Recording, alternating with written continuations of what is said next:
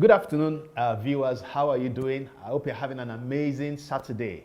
Welcome to another edition of Safe Space with Pastor Wale Afelumo.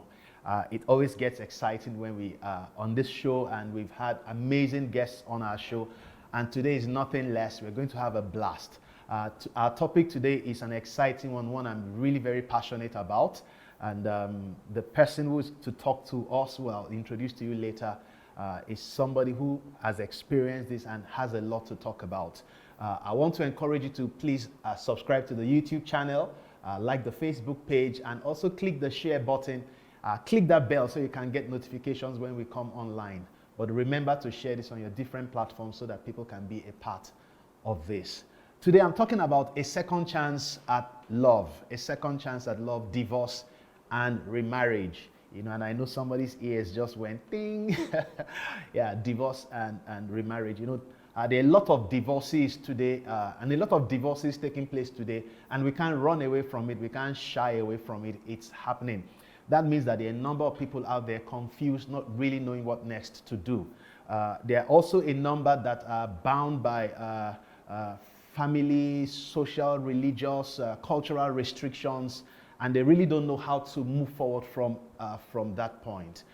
So many people are saying so. And there are also the ones that want to remarry. They really wish they could remarry, but they really don't know what next to do. How do they go forward? You know, what do I do next? How do I move from point A to that place where I find joy again?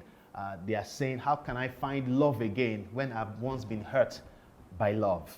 And today we'll be discussing that with my guest. Now, my guest today has experienced what I just described. However, she has risen above the shame, above the pain, the hurt, disappointment, and the sense of failure to flourish again.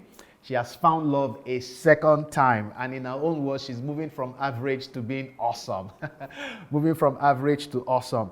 Now, this session is not looking at the rightness or the wrongness of divorce. So just delete that from your mind. Our focus is on those who have found themselves in this unplanned for place. How can they find love again?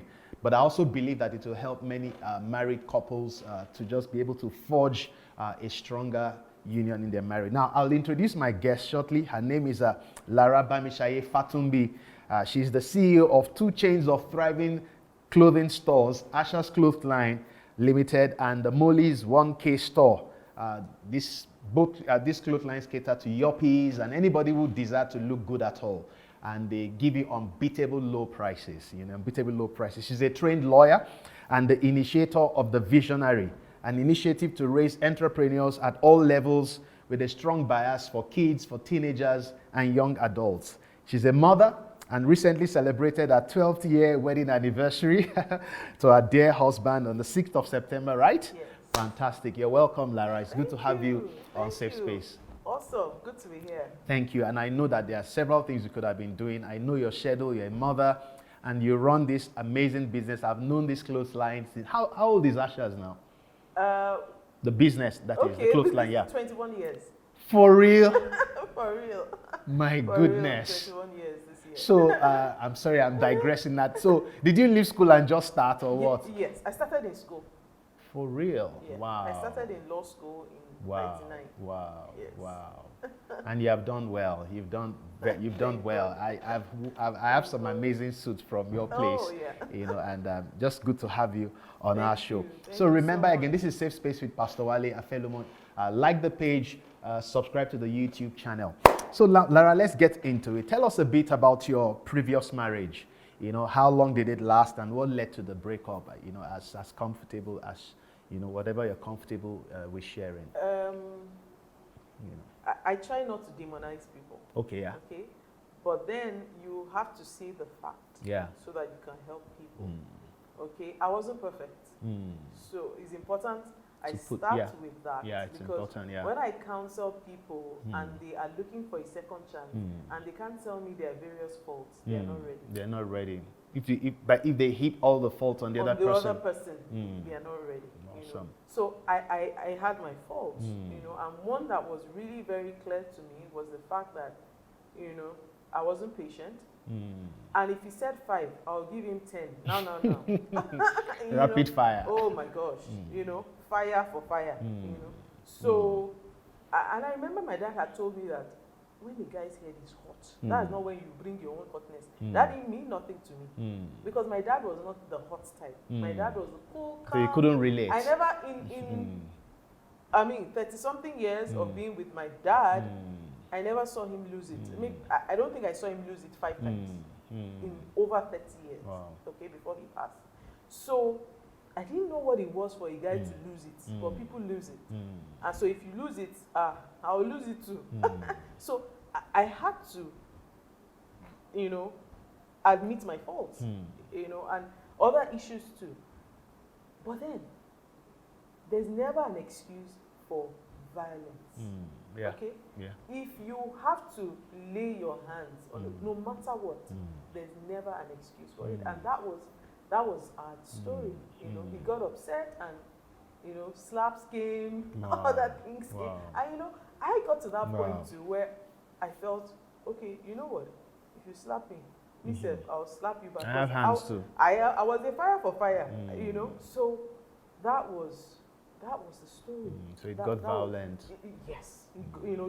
He had anger issues. Okay? Anger. Everybody can be angry, but people control it.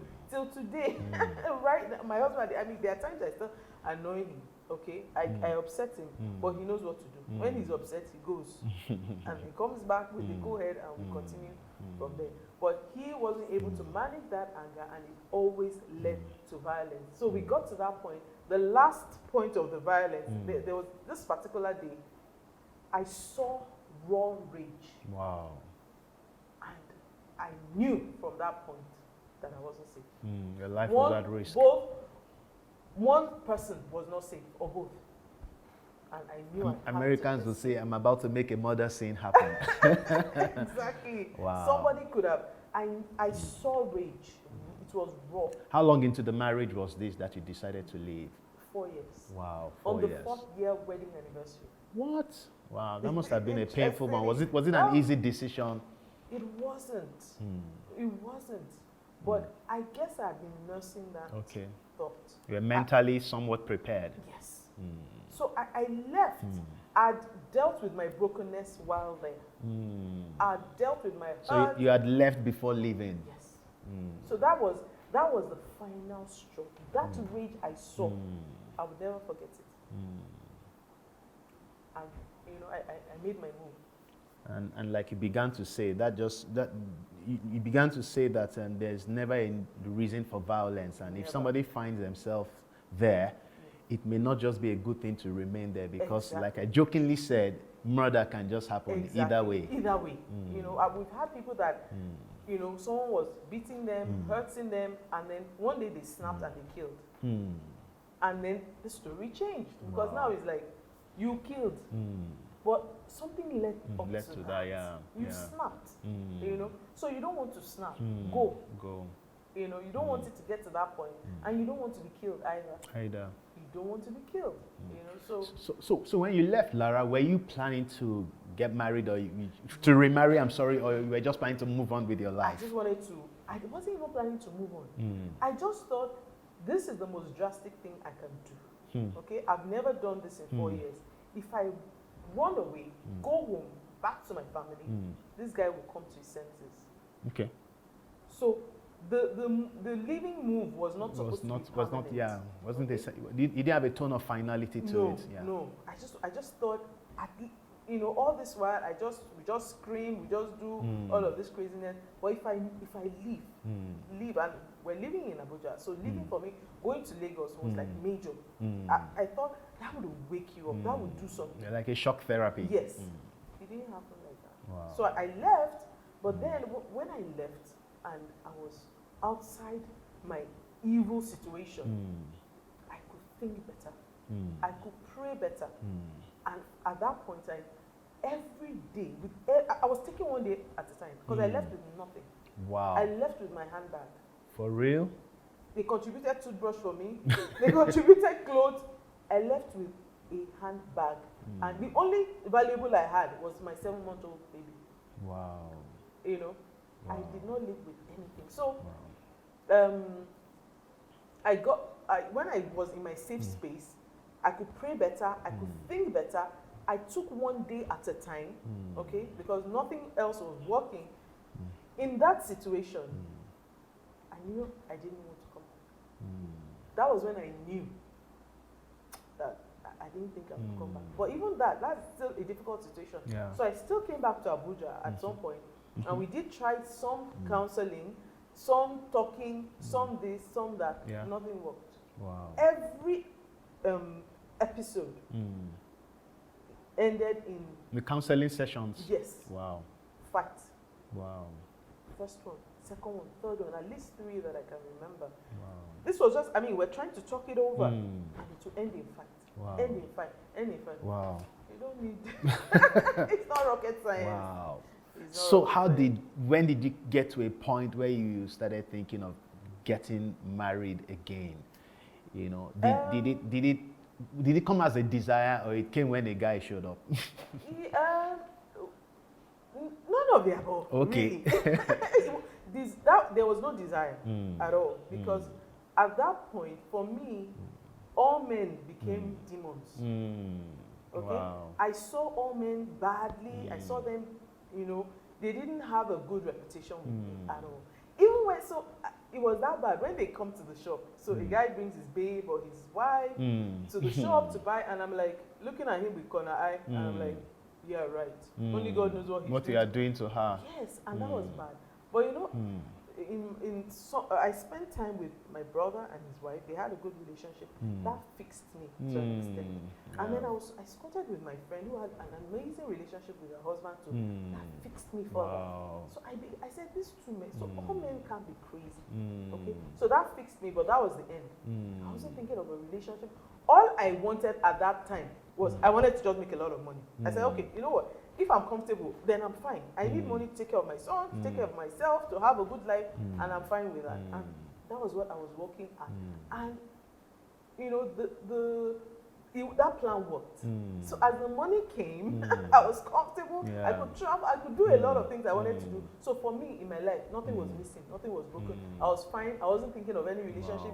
Nothing like that. Wow. Nothing like that. Wow. So I don't know if I should continue. Yeah, or you so, can. So when, maybe before you continue, and I want you to continue this, so you take it from where. I just wanted to maybe speak to some lady, because there's something you said, and human beings, we are wont to form stereotypes from a bad experience. Yes. And you said for you, seeing those pictures, of good marriages, also helps. So. And I know there may just be some lady, and it may not even be married. She's had a bad experience dating somebody, maybe also abused, took advantage of her. Maybe to just also tell them that there are good marriages, good relationships out there. Yeah. Absolutely. There are no perfect people. You are not perfect. Yeah. Nobody is perfect. Okay. So, but that there are good men out there. All men are not dogs. That's not true. Yes, all men ma'am. are not crazy. Yes, there are ma'am. good women out there. Yeah. There are good men out there. Fantastic. We just have to find them. And the best way to find them is to become good yourself. Fantastic. Thank you very much. So we'll continue. So you wanted to become comfortable, and you went all out to get money. So they're trying to say, okay, so when did the handsome guy show up? Okay, so the progression. So this is very interesting. Yeah. Okay. Most people will probably not connect it, but I will. And when I was thinking about this, I'm like, do I say this? But I think it's important. So I 2 things that helped me. Up until then, my story wasn't public. Yeah. Very few people, just close friends, knew that okay, this marriage had gone kaput and all of that. I wasn't really talking about it. I was hurting and all of that, and it was a secret, so to say. So this Christmas of 2004, we were all in London with my mom. We would usually come from everywhere and we'll spend Christmas with her, and then would analyze everybody's life. At that point, it was my story that was on the table. I was the problem at that time.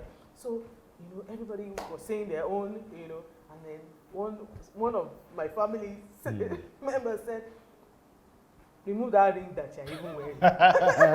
Who are you fooling? Who are you fooling? Number one. Number two, tell people your story.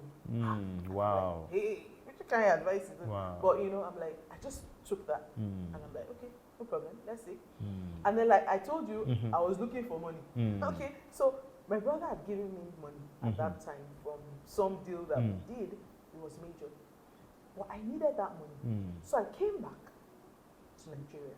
First week of the following year, I was back to Nigeria. The day I came back to Nigeria, I got a call. I was still in Lagos. I got a call from this guy that said, how are you? It's been ages, introduced himself, and I couldn't even remember him. I'm like, he was like, ABU now. I'm like, who are your friends? You have to meet. I'm like, oh, I came of Dame's Night, which is what we used to call him. And he was like, oh, I'm new in town. And I'm like, oh, I'm in Lagos. You're in Abuja. I'm like, okay, I'm coming in the next few days. I'll call you when I come. I had no plan to call him because guys were still in my bad books to an extent. So I'm like, I didn't even save the number he called me. So I had no plan. So that ended. And then I landed in Abuja. The very day I landed, this money that was so precious to me, I took my tithes. Okay? Which is why I said I wasn't sure if I should say this because people have demonized that, but it works for me. So I took it and I went to church office, Usoma Street. I'm there, I pay because I'm like, I don't want story to enter this thing. So, which is what I would normally do. I took it there. While I was still there, I was about to leave. Then the call came, and it's like the same guy. Wow. And he was like, "Where are you?" At this time, I was just using a taxi. I don't want to pick my car where I dropped it because I was away for a while, and I would park my car in a friend's place. Yeah. So he said, "Where are you?" And I'm like, "I'm in Maitama." He's like, "I'm in Mississippi." I'm like, "Okay, I'm just going to see someone on Ghana. Okay, pick me there." He said, "Oh, good. Have you had lunch?" "No." "Okay, let's go and have lunch." Wow. This was like the thing I went to drop was still sizzling. It was hot. Wow. 5 minutes later, he called me. From the moment, so 2 things happened. He met me maybe 15, 20 minutes later on Ghana. He was just in Mitama. Picked me up for our supposed lunch. I get into the car and we start talking immediately, and he was like, I heard you got married to somebody in ABU, blah, blah, blah. And at that moment he said that, I immediately remember the advice I had just gotten from my family member to tell your story, saying that tell people the truth. So I said, let me try the truth with this my first candidate. Wow. And then I tell him, I'm like, don't bother asking about this person. The thing has crashed anyway. And he was like, what? Wow. And he slammed his brakes and he was like, it was crazy. From that moment, that was it. We've never gone back. Wow. From there, we were hooking up to talk about business because he was into business in school. We never did talk about the business. We began to talk about my own failed relationship, his own failed relationship. We became best friends, and here we are 12 years later. Wow. So I had to connect that act of obedience. Yeah, obedience. Yeah. And of course, there were many other obediences along the way. So that was how we became friends, which is what it was. We were just friends. How did has your whatever having a child how did it affect your getting remarried? Was it a bother for him and all of that? And I ask some of these questions because I know some people that may just be the hindrance, the chain that pulls them back. I have children, will somebody accept me with that? Yeah, children shouldn't be a bother. Okay. Anybody that won't accept you because you have a child, you don't need that kind of person. And he was number one. He was that was. He never saw it as a problem for 1 day. Okay. He also had a child from his own first marriage. Okay. Wow. Okay? So that was like a fantastic United Nation. Wow. Coming together. So, but what if he didn't see it as a problem, but his family members saw it as a problem? Not one person in his family saw it as a problem. His mom was fantastic. His sisters were amazing. His brother, it wasn't an issue. Not ever. Not ever for 1 day. And how did you both manage your past experiences? where you're coming from. How did you relate with that, and how did It you? was tough. That's the truth. Yeah. Because we had baggage. We had baggage we had to deal with, and that baggage is a daily process. Yeah. It's a daily process. Can say that again. You know, and this is why they say that second marriages, third marriages are tougher, because now you come with your madness and you bring it. So it's tough. It's a tough call, but it's doable. And then again, especially in Nigeria, nobody talks about blended families. But it's so common now. Yeah. You know, Yeah. and there are things that blended. Stop giving me the advice of normal family.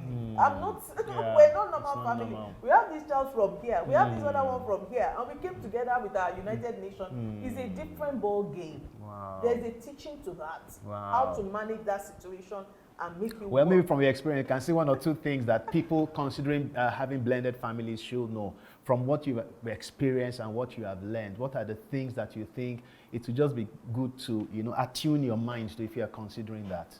Yeah, well, at the end of the day, Yeah. like I said, with kids, it's sensitive. Okay. Okay, because, you love this your child from this other marriage, and vice versa, and all of that. Just the ability to manage, that situation the same way you are managing all the other situations, and your ability to love, just love unconditionally, love this other child to the way you love. That's really what is called to test, the ability and to honestly, love. I really commend my husband here. Everything was the same, no difference. Wow. Everything. Wow. All these other kids got, Wow. he Wow. got, and it was normal. Wow. There was nothing. There was no difference. Wow. Let me clap for him. I know yeah, you'll be watching. Absolutely. Great job. Great one. Thanks for repping us well. And I had so much trust in him that even when there was discipline to be done, it was fair. There was no difference in the discipline. Nobody is perfect, but he did an amazing job. Yeah. From where you're coming, and because somebody will be looking at, she's lucky. She's lucky. Can I have it like that? Can I move from here, from this painful experience, and have something like this? Has it been a bed of roses? I know you started hinting that. Tell us some of the thrills and some of the challenges. Let's hear both. Okay. Things that you will look and say, this is compensation. You mean it can be like this from where I'm coming from, and also the challenges that you had to, Yeah. Okay, so for my husband is a cool guy, and I remember he would say, I get angry, and in my mind I'll be looking at him and be like, you don't know. You don't know anything, So he's the cool person in the family. I think I'm the fire brand. So I always say he's my medicine, So that was amazing for where I was coming from. He would not abuse me. He would just be fair most of the time. He will be cool. And when I start my madness, he will carry his car and go and come back, cool-headed most of the time. Wow. I mean, probably lost it a couple of times, but he's a naturally cool natured guy. Yeah, he might be planning to. I tell you, I say, you're just cool, but you can be planning to do me something, and we would laugh about that. So for where I was coming from, that was a blessing. That was icing, Pastor Wale. That was like sugar. That was like, this is sweet. So that was amazing. Another thing you say, when I upset him, he'll be like, you know that this is my second marriage, eh? You know that this is my second marriage. What I'll show you. So that's an advantage now. An advantage, yeah. And he will tell me that. Say, yeah, as in being aware of our flunked ones, I can't afford, so I'm going to do everything to make this work. And it is something that everybody, if you're in your second marriage or your third, if life has put you there, you can tell yourself that, no, I'm not going to allow a repetition. Yes, I'm going to I will do not everything. Go down. Yes. This will not go down the way that the other one went. So that is an advantage. Fantastic. And then you appreciate life. You appreciate your marriage because you know that it could have gone the other way. You've been there, done that. Yeah. So you appreciate this, and then your friends. You love better because you know better. So for me that is a major advantage. There's certain things we don't take advantage or we don't do, you know. And from my own side, you know, I also would not do certain things. You know, I know where my boundaries are. All the things. I was going to come to that, and my next question will maybe let you talk about that song. Just to thank you for hanging in there. I know you could be using your Saturday for something else, but thanks for joining in. This is Safe Space with Pastor Wale. We're talking about a second chance at love, divorce, and remarriage. And my guest has been doing an amazing job, Lara Bamishaye Fatumbi. Like the page. Subscribe to our YouTube channel. So the next thing I was going to ask is, I was going to ask you, Lara, from what you now have known these 12 years with Akian, you must have learned certain things, you know, gone through certain experiences, handled certain things better. You've also grown, you know, as a person, maturity. Are there things you've learned now that you will say, if I knew this, if I could do this, if I could respond or manage situations like this, I may have, you know, handled my other marriage better, you know. There are things like that. And the reason I'm saying that is for somebody to also know that if you can just get it right, even on this present marriage, on your present marriage, if you can get it right, you don't have to get into the second experience, because nobody marries and hopes to leave and go to the other one.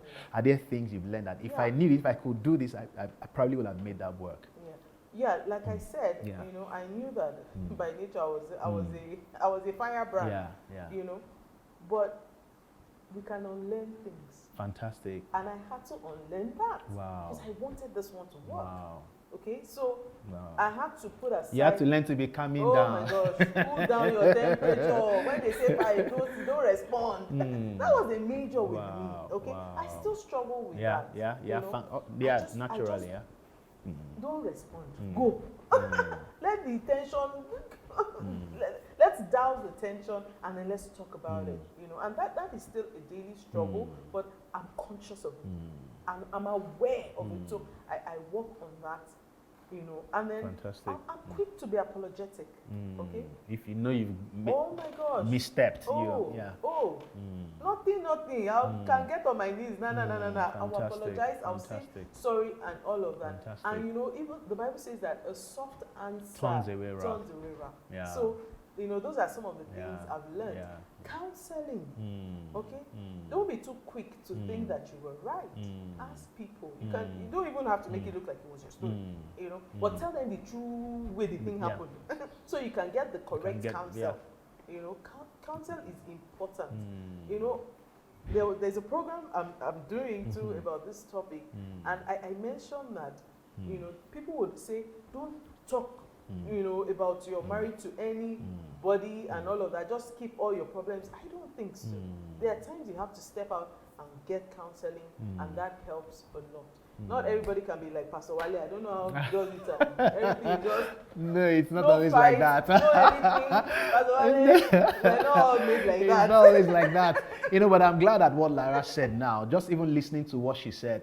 That if you can just learn to a soft answer, be apologetic, and really that's what makes every marriage. Because if you can learn to not respond the way our flesh will want to, if you can learn to say sorry when you are wrong, to overlook certain things, most of our marital issues will be resolved. So you don't have to, especially if you are presently married and you're in a relationship considering marriage, you don't have to get into another relationship or another marriage. By some of these things she said that she's learned to do, you can begin to do, and also learn that you can unlearn certain things and behave right. Now, Lara, is it easy for divorced women to be remarried, or will you say you're one of the lucky ones? And why not? If it is, why? If it is not, why? Well, I don't know. Because okay. In the agenda of God, you know, I really don't know how He does this thing. I never prayed about this. I never asked for it. It just like literally dropped on my lap. Okay, and we laugh about this. Homeboy just came new into town, and God just dropped him. He just hammered straight as he came in. Just dropped him in the house straight. You know, it was just he knows that's what happened. He just came into town, and you know, it just came into my hands straight like that. So I didn't pray for it. So yeah, maybe a bit of luck. I don't know. But what do you think? Do you know other women who are divorced and who really desire to be remarried, and has it been an easy experience? It's not, Yeah. seriously, Yeah. especially in Nigeria. Yeah. Okay, it's not because first, for me, when I look back, if God had not assisted me like this, I don't know how it would have happened, because I had no social life. Okay, don't go out. I don't even put myself in that. I don't know where I would have met someone. If I got to that point where I started thinking about that, I never got to that point where I was thinking. I was never thinking about that. So these are some of the things that make it tough for our sisters, okay? Because you're divorced. You're not. You don't go to the kind of places where we do meet these people. You know, you're not. You've been out of the dating scene for a long time. You don't even know what to do. You don't even. You know, so it's tough. More so, you're a woman, and you have to be found. If they don't find you, there's nothing you can do, really. So, and already, the single babes are not, they've not even found. They're you. You understand? So it's tough because, again, family members, which is why I said that my husband, his family they're amazing. They never had an issue. They didn't say, why not go and look for tear rubber. You understand? They were just for it. They were just, they were amazing then, they're still amazing. You know, so that support system also helps. It helps because I've known people that this was who they wanted. This divorcee was who they wanted. But when they took her to family, that's where the things scattered. And not everybody, you know, would go against family. And it's probably not even advisable to go against family.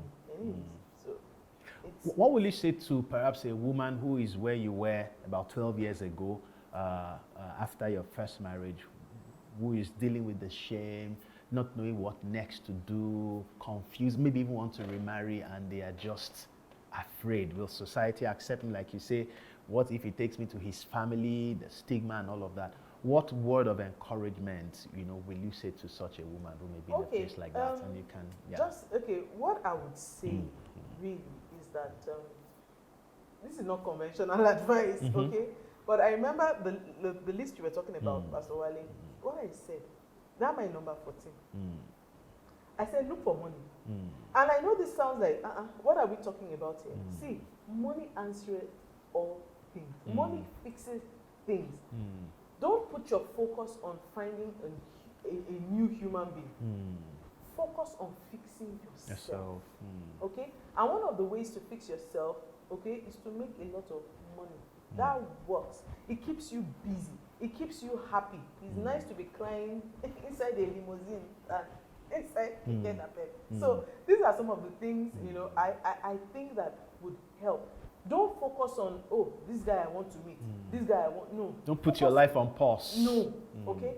And then see, when you fix yourself like this, you have beautiful things that are around you. Some of those things, guilt, shame, it will begin to go. It will go. You look nice, That's you feel so true. good, you travel, you do. It's when things are not working, you don't have money, you don't even know how you're going to eat. That's when all this shame and all these funny things persist. Okay? So concentrate on fixing yourself. Okay? If you have a good job, fantastic. See how you can improve on everything that you're doing currently in your life. Make a lot of money. It will fix. You know? That's so true. Yeah. That's so true, because you know, sometimes if you remain in the place of your failure, people will, the label will remain. You know, but if you build yourself, you know, become successful, go after your vision, your dreams, and all of, people will forget where you're coming from. Even you will forget. Let me tell you something, Pastor Wale. You see these current guys, hey, this breed of men that we have operating currently, they are not looking for, they are looking for people that have something to bring to the table. Okay? It's a joint venture. It's no longer, okay, I'll make everything happen. No. So naturally, when you are successful, you attract the right people. And I'm not just saying successful, not just in terms of money. Okay? I'm talking about that you're taking care of yourself. You're healthy. You're healthy in your mind too. You're reading the right books. Emotionally you have healthy. the right friends. You have the right connections. You're going somewhere to happen. You're like a star that is shining. They will see you. But be there, broke, busted, disgusted. Disgusted. See, these men of nowadays, hey, they don't want to help. That's double jeopardy. They've not finished helping themselves. They're looking for assistance. so have something to bring to the table, okay? And they will come. Okay, well, I'm still coming back to you. Amazing time we are having in studio here. Thank you for watching and hanging in there. Subscribe to the channel, like our Facebook page. This is Safe Space with Pastor Wale. And we are looking at a second chance at love, divorce, and remarriage. Now, Lara, I've noticed that some guys, when they see a lady that is out of a marriage, and maybe she's not everything you just described, you know, successful, you know, going somewhere to happen. They see a desperate person, and the thing, they just want to manipulate, want to take advantage, because, you know, there's a word I'm looking for that is not coming, but there's that thing that rises within them to see her as somebody to take advantage of. Yeah, to prey, that's the word, to prey on. Yeah, they just see her as somebody to prey on. Because they know she needs a man. She's vulnerable. Yeah. She's vulnerable. What would you say to men like that? The predators? Yes, the predators who just want to prey on ladies like that. You know she's coming out of a marriage. She's wounded. She's hurt. She wants to remarry. She wants to have her life fixed. Yes, it would have been good if she was the kind of woman you described, you know, have her mind together, you know, doing well, you know, but she's in that place, you know. Yeah, Aki met you in a good place, but what would you say to, if you were not there, what would you have loved a man to do? You know, and that is really what I want you to say. See, Pastor, my advice here is different. Yeah. You can't control a human being. Yeah. You can only control yourself. Okay. Leave the predator. They will be predating. That's their work. That's their nature. That's they are professional predators. So you can't fix them, but you can fix you. So they can be all over the place, but they can't get you. Okay, that's very true. So I don't have anything to say to the predators. This is what they do for a living. Let's leave them until God touches their heart. But you, it's your life, your own last line of defense. You make sure that nobody uses you as prey. It is you. Okay? And Aki did not meet me in a fantastic place. Okay. No, he didn't. No. I was a work in progress. Okay. But he saw me that I was working in every area. I was working to fix everything that needed to be fixed and more. So nobody is ever there. So you work on it and make sure that nobody, you know, preys on you. And I knew what I wanted. You can't go through all that pain and all that hurt and then you'll be stupid again. No. Okay? Once is okay. Twice, nah, there's something wrong. So I remember I had this friend then. He would try and introduce me to people. He would try and do this. And I remember a particular occasion, I will never forget. He literally brought this guy to my store. And guess what? I refused to meet the guy. It's a different thing. I could have let him do the introduction, but just not do anything about it. I wasn't interested. Pastor, I did not even let him do the introduction. I just told him, I said, I'm not interested. He said, just meet the guy. I said, no. And the guy never, the introduction never happened. So you set your own boundaries. You know what you want. Stick with it. It was not that man matter that was my problem, you know, at that time. And I knew that that person he brought was not anything remotely close to what I wanted. Why bet on a horse that is not in the race? Why do you want to introduce? I'm not interested. Wow. And that's how we have to be. You have to understand your worth. And it's not a day job to understand your worth, to know that you are big, you are amazing, you are wonderful, but you work on it. As you work on it, the confidence will come. It will happen.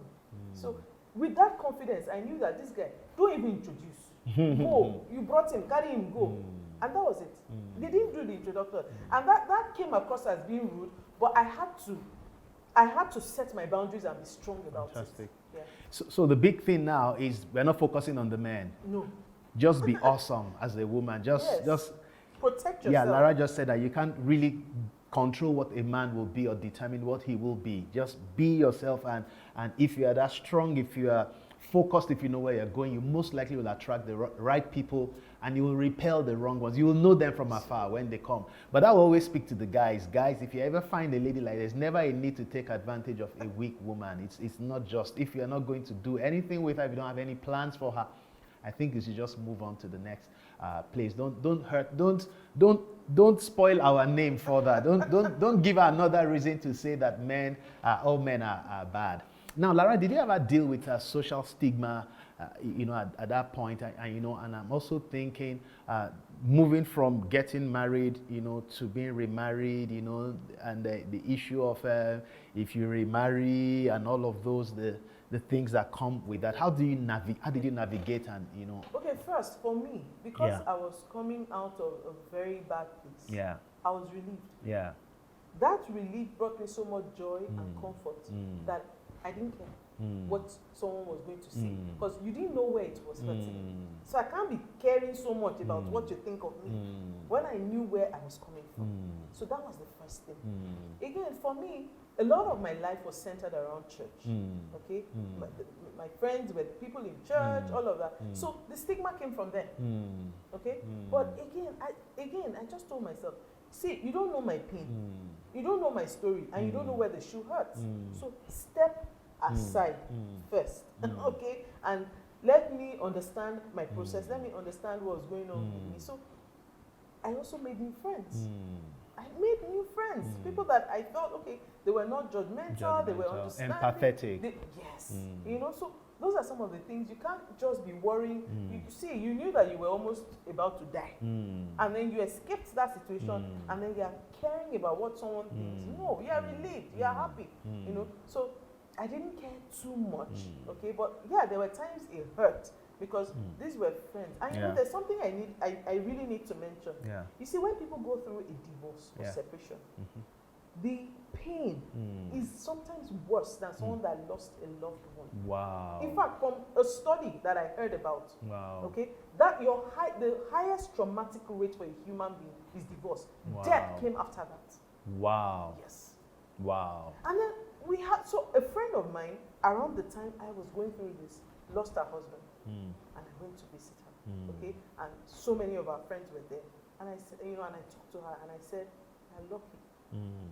Your trauma rate is high, but then see all these people around you.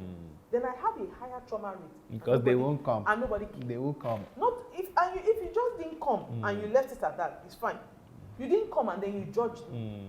And the labels. No empathy, no sympathy, no love, nothing. Wow. In fact, stay away. It's even because for me, it's good to hear that. Because now it's like, even you could have friends that see you like, don't come and bring this your bad luck. Let it not come and happen to me.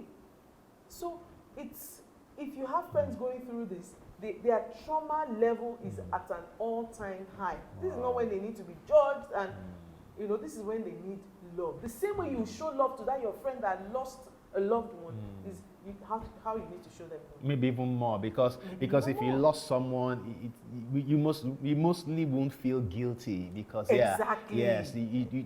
but then divorce, it looks like I failed. That apart from the fact that you have lost the person you loved and the dream, the hopes you had, the sense of I failed, And the things you shared, okay, the very personal things you shared is still with this person. Wow. And the likelihood of this person sharing it with other people is trauma.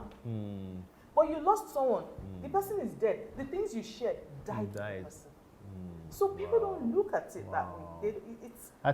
That's so enlightening, because I'd never thought of that like that. That's fantastic, Lara. That's fantastic. Now, I always like to speak to the society. Do you think society holds men to the same standard? Do divorced men fare better than divorced women?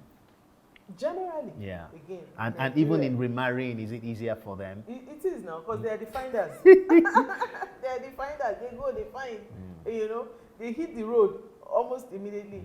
And I remember, even in this my own situation, okay? So my husband, the two things, we became best friends, okay? And one of the things we would say in our best friendship was that, we're not going down this route again. He was not interested in getting married again. I was not. So if for nothing else, we had that in common. Okay? But in spite of that, he had babes. Hey! And I happened to be the advisor or the friend. I was the one they were telling about the babe, what was going on, who is good, who is bad, and all of that. So you see, he was a guy. You know, craziness has gone down, he has hit the road. No. Yes, he wasn't trying to go down the aisle, but there were babes, okay? At least, you know, he was. So, and nobody was judging him, you know, or maybe he didn't care, or both. But, so in Nigeria, the standards are always different. They are always different. Always skewed in the favor of the man. Always. Okay, but what I tell myself is that face your front. You know, I don't get into too much talk. As long as I know I'm doing the right thing, I'm happy. You know, I just go. I just do what I need to do. You know, so society doesn't help, Pastor. Church doesn't help. It doesn't help because up until recently they don't even talk about these issues. Okay, so we do marriage seminars. Divorce seminars. And it's also singles or married people. Yeah, divorce seminars because they're hurting. Okay, so these are, and we don't talk about these things. You know, it's. I don't know if this is a crazy question, but is there an advantage to marrying somebody who was in a marriage before? What positives will you be getting? You know, I told you so. Yeah. I know you mentioned some. I said that you will say, if not that I've been married before, this thing you did there, that is the positive. And then see, when you lost something before, you and value you get it again, the sense of value. Yes, you know, so there are certain things that we do differently, okay, because we know where we're coming from. Except you're a mad person, you know that. You never want to go down that route again, so you value it better. For me, that is a very big advantage. It's very big, you know. And then when you got the second chance, okay, you were not looking for a slave queen, especially if you're a man. Now you are looking for substance. Yes. Before you were looking for slave queen, and even if you didn't have substance, no problem. Your own substance. Your own functionality. Now let our marriage function well. Now you are looking for a quality, a woman of substance, someone that will bring quality, someone that will. And both ways, a man too. Exactly, someone that will bring. So you are changed for the better. So now you could look better. That has to be an advantage. You know. So you are not looking for superficial things again. Okay, you are looking for quality. And when you look for it like that, you get it. Awesome, Lara. Fantastic. It's been an amazing time. I'm going to the things you wrote on social media. Facebook went agog some weeks ago, like the 6th of September, she wrote, and if you want to succeed at love, a second chance, certain things to know. I'll see if I can read some of them and maybe we'll talk a little about them. We don't have much time, but you can subscribe to the YouTube channel. Just do that right now so you can follow a number of our other programs and you can watch previous editions of Safe Space with Pastor Wale Afelumo and like our Facebook page. So, Lara, you wrote some 14 tips on succeeding at love the second time. I wanted to ask which one of them is or are the most crucial to you. I'll remind you. I'll read some of them. So the first one, don't be desperate and don't be in a hook. So practical things. She wrote her story. She wrote the fact that you don't have to be stuck. You can move on. There's life beyond where you are at now. And she also prayed for the people, which I think was very good to pray, to also know that there is a supernatural side, the spiritual, like you said about yours, that you were not praying for it. God just dropped it on your lap, you know, and as Christians, we can't deny that dimension, you know, of God's intervention. And so she did that, and then at this point, she's saying practical things to do or avoid. Don't be desperate and don't be in a hurry to hook up with someone. Number 2, don't call a guy more than once. Okay, so you will pick one or two of them and talk about. Don't do the cooking. Now, she's largely talking to women, but they can work both ways. Don't do the cooking or all the wifey games. You're already playing the wife, you know, but you have not, they've not put a ring on it yet. You know, number 4, be realistic. Avoid Those broke younger guys. It is not love. I'm not the one who said them. Number 5. By now you know what that fine doesn't mean jack at this point. You said that just now. Slay queen is only good for socials or Instagram pictures. Character is everything. Number 6, be an amazing, awesome friend, even if the relationship doesn't work. Number 7, don't ask for money or bailouts from the person you are hoping today. Yeah? Don't give him or his family members money. Anyone you want to talk about? Number 9, be gentle, be sweet, be kind, and considerate, but never be walked all over. Don't turn yourself into a doormat. Number 10, pray and wait for the peace of God that passes all understanding. Number 11, investigate. Find out about his past, his or her past, as the case may be. Number 12, work hard towards becoming the right person. Number 13, lose the victim mentality and dump the pity party. It sucks. And lastly, make a lot of money. It gives you options. Plus, success is the best revenge. And revenge is best served cold. So take your time. So Lara, this is amazing. I'm going to immortalize this. I'm going to keep them somewhere because I counsel couples too, and I know that this will come in handy sometime. But then I'm sure this has juggled your memories of. So which one of them? Talk about some of them. Number 14 is always my all-time favorite. Okay, wow. That's why you saved the best for the last, right? Yes, yes. You know, there's something I heard a girl say, and I agree with it. They asked her what's her love language. She said money. Well, me too. I don't need words of affirmation. I don't need acts of service. I do all that by myself. Money is my love. You talk yourself sweet and good. I can say nice things to myself. I can even sing to myself. I do my acts of service.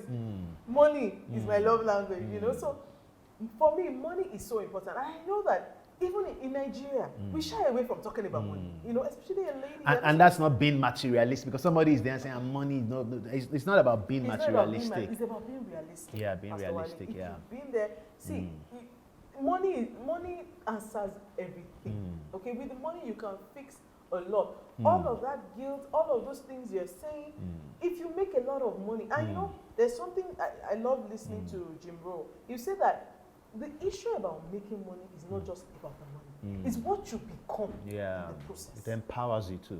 Yes. You know, because you can't make all of that money without fixing your mind. Except it was luck. It was all dropped on your inheritance. Exactly. You know? So I say that even in Ashers, even in doing my clothing business, okay? Getting into it, there might have been a bit of luck in just landing into this clothing business. But to keep it a going concern. Keep it for 21 years, there's no luck inside. A lot went into that. For it to be standing strong the way it is today, a lot went into that. Okay? So, for you to make money, the issue is not just, I'm not just saying money. I'm concerned about who you become. Because you learn a lot in the process. You learn a lot. And you grow. You grow. You become a person of influence. You become a person of impact. You become happy because money makes you happy. Because you can buy stuff for yourself. You can be beautiful. You also empower other people too. You empower other people too. You know, and these are ways that you attract the right people who you become. So you are bringing something solid to the table, to this partnership. It's not just skewed to one side. So number 14 is my all-time favorite. And it keeps you busy. When you are making all of that money, making all of that improvement on yourself, you are busy. You're busy. You don't have time to be crying. To be desperate. You don't have time to be calling a guy 10 times that is not answering your call. You know, you are too busy for all that. You know, so these are ways. When you are busy making money, you know, improving yourself, you will not have time to be desperate.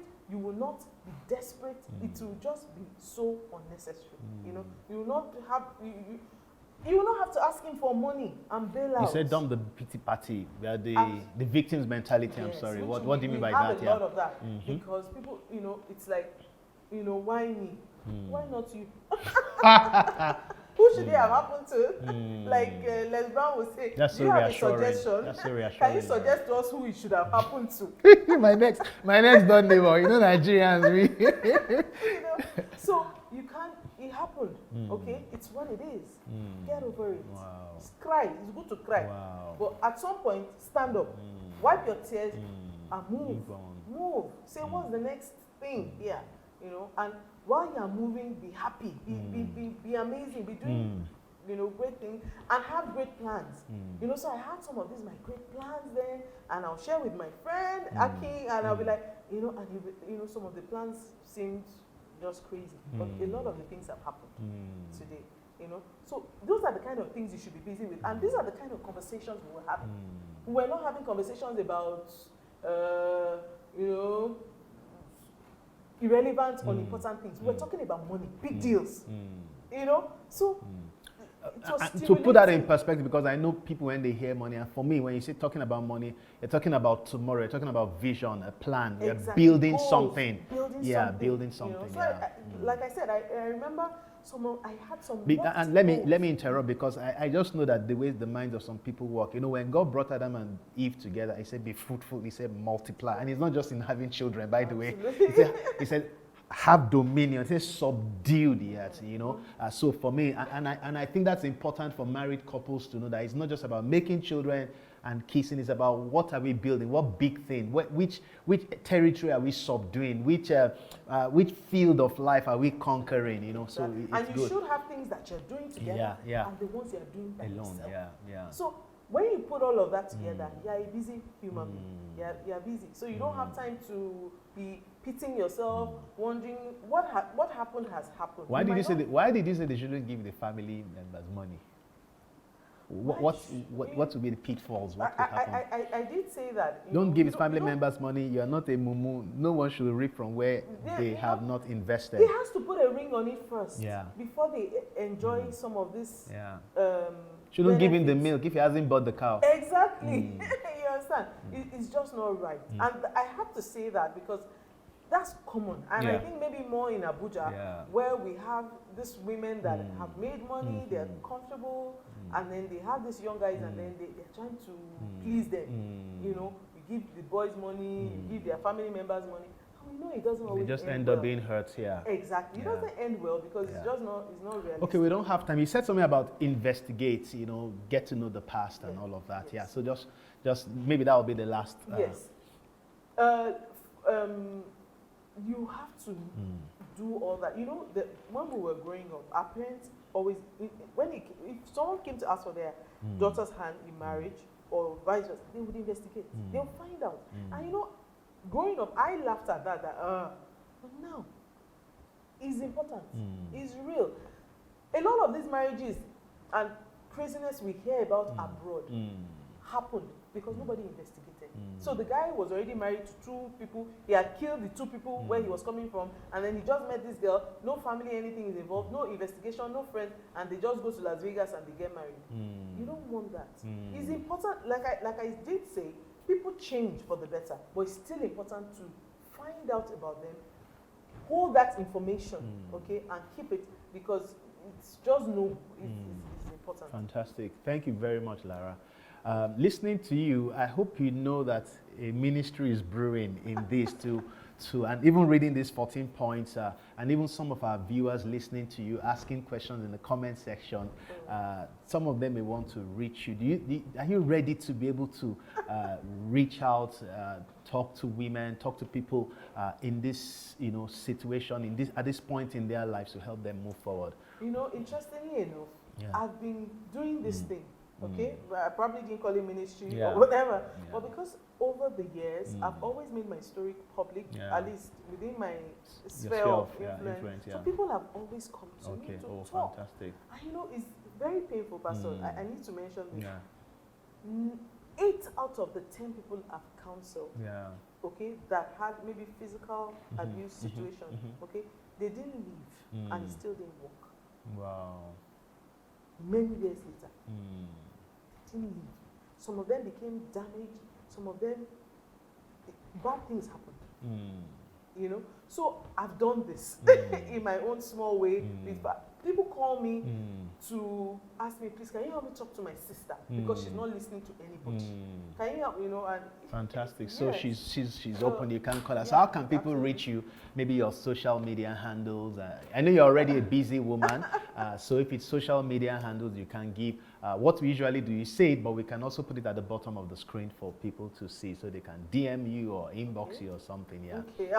I'll get. Let me think of how they can reach me. Okay. And I'll get it across. Okay. So what we're going to do, we'll put it at the bottom of the screen, and we'll Yeah. ensure that you get that. Yeah, but I have a YouTube channel where I Okay. talk about some of these things. Oh, In fantastic. fact, I have a program that I think is dropping today or tomorrow. Oh, fantastic. And I did talk about the fact that a lot of our sisters are dying from Wow. domestic violence. Wow. I'm sure you heard about the Orlando pastor that just killed his wife. Yeah. I did a story on that. Wow. And we have so many like that. Did you see the video? Actually threatened her. He promised Yes, he to promised to, kill and I her. thought he was kidding, and he And did. And I'm so upset. And this is happening in Nigeria too. But you just hear that the woman died because the family will cover it up and will not know the story. But you can even see that in recent times, because now we have social media, the stories are coming out. They're coming out. So we can't keep putting our heads in the sand like an ostrich. Yes. And family members can't keep encouraging people to just stay, remain. Pastors can't keep telling people to just pray and fast. It will go away. It's not going away.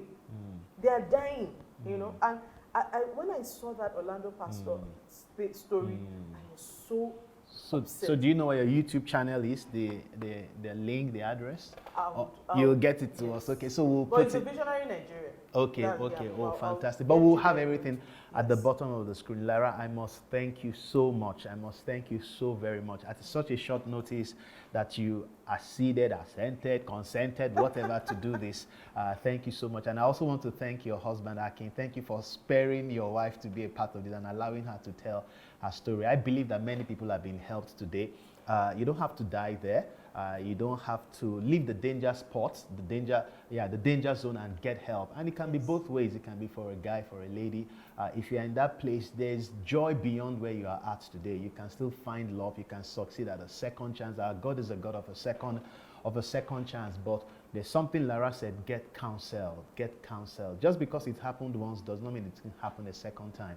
So get counsel and make sure that you are in a safe space, in the right place in your mind before you do anything again. I want to thank you very much for being a part of Safe Space with Pastor Wale today. It's been an amazing time with my guest, Lara Bamishaye Fatumbi. She's so many things. She wears so many hats, and I wish we could talk about all of that, but our time is up. She's a die-hard entrepreneur, optimist. She's a mentor. She's just somebody I will be okay if you expose yourself to your business. She can also mentor you through your business. And like you've also heard today, marriage, family issues, she can talk to you. And maybe, Lara, we can also put what you do with children at the bottom there, so that they can also, your children learn about money. Yeah, I have an entrepreneurial online academy where we teach kids about money. Yeah, fantastic. This money thing is so we'll just scroll all of those things there. So you just let me have them. I will. Thank you for being a part of Safe Space with Pastor Wale Afelumo. Remember to subscribe to this YouTube channel. We really would like you to do that. Have an amazing Saturday. God bless you. Remember, you matter to God. Bye.